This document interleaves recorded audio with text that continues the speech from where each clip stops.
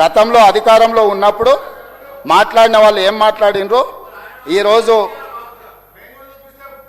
హైదరాబాద్లో వర్షం నీళ్ళు తీసుకుపోయేటువంటి నాలాల మీద, స్టామ్ వాటర్ డ్రైన్స్ మీద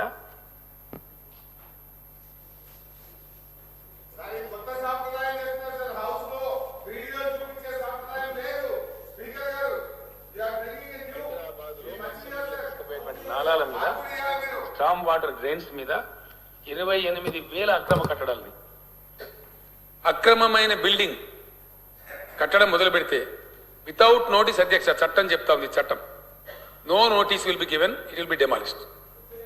అంత కఠినంగా ఉంది అధ్యక్ష చట్టం. ఎట్టి పరిస్థితుల్లో ఉపేక్షించే ప్రశ్న లేదు. వారు ఎవరన్నా కావచ్చు, ఎవరన్నా కాకపోవచ్చు, దాంతో నిమిత్తం లేదు. అక్రమ కట్టడం అంటే ఇమ్మీడియట్ డిమాలిషన్ అధ్యక్ష, దాన్ని స్పేర్ చేసే ప్రశ్నలు. ఎవరు కూడా అధ్యక్ష గత 65 ఏళ్లలో మూసీకి వరదలు వచ్చినప్పుడు కానీ ఇతరత్ర సమయాల్లో కానీ మాక్సిమం ఫ్లడ్ లెవెల్ ఏంది, బఫర్ ఏంది, దాని ప్రాపర్ అసలు మార్కింగ్స్ ఏంది, ఇది ఏది కూడా ఎన్నడూ కూడా మా దగ్గర ఎక్కడ కూడా డేటా లేకుండే అధ్యక్ష. ఈ గవర్నమెంట్ వచ్చిన తర్వాత మనం సవ్యంగా మూసీకి పోయిన సంవత్సరం 2020 అక్టోబర్లో వరదలు వచ్చినప్పుడు వరదల ఉధృతిని కూడా స్టడీ చేసి, టెక్నాలజీని కూడా వినియోగించి, డ్రోన్స్ ని కూడా ఉపయోగించి బ్రహ్మాండంగా అటు ఎంఎఫ్ఎల్ బఫరు ఏది ఎక్కడ ఎంత ఉంది అనేది కూడా మార్క్ చేసి మొత్తంగా ఐడెంటిఫై చేశాం अध्यक्ष।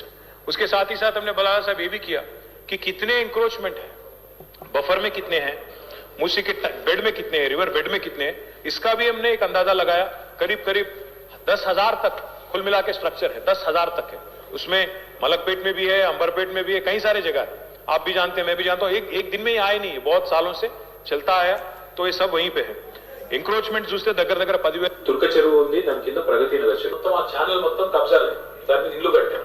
సో దానివల్ల ఏమైందంటే ఇక water there was no other way to go but to enter into residential layouts. నిర్దాక్షిణ్యంగా కొట్టిపారేయండి, బుల్డోజర్లు పెట్టి, మన జేసీబీలు పెట్టి, ఎవరు అడ్డం వచ్చినా కూడా పోలీస్ సపోర్ట్ తీసుకుని కొట్టిపారేయండి.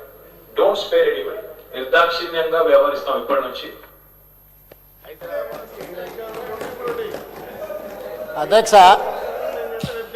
అధ్యక్ష విన్నారు కదా.